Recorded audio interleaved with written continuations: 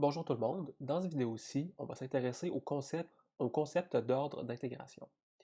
Donc, qu'est-ce que l'ordre d'intégration? Essentiellement, ça décrit le nombre de premières différences qui vont être nécessaires pour transformer une série non stationnaire en série stationnaire. Je vous donne un exemple ici. Imaginez-vous une série non stationnaire qu'on va décider, à laquelle on va appliquer une première différence. Une fois qu'on applique la première différence, cette série-là devient stationnaire. À ce moment-là, on va donc dire que notre série est intégrée d'ordre 1. Donc notre série originale non stationnaire est une série intégrée d'ordre 1.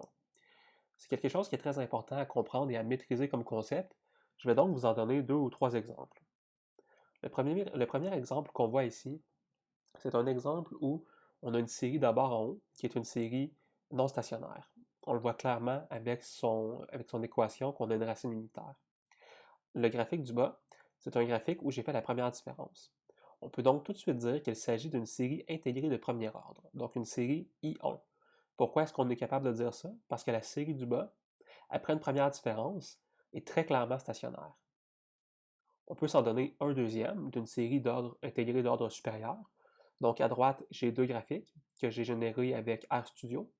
Si vous voulez voir comment on est capable de générer des graphiques de première différence avec RStudio, à ce moment-là, je vous invite à vous référer à ma chaîne. Je montre un vidéo où on est capable de faire des premières différences.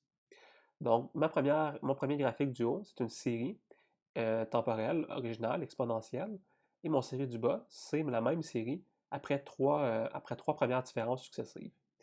Donc, la première série du haut est clairement non stationnaire, mais on voit qu'après nos trois premières différences successives, eh bien, notre série va devenir environ stationnaire.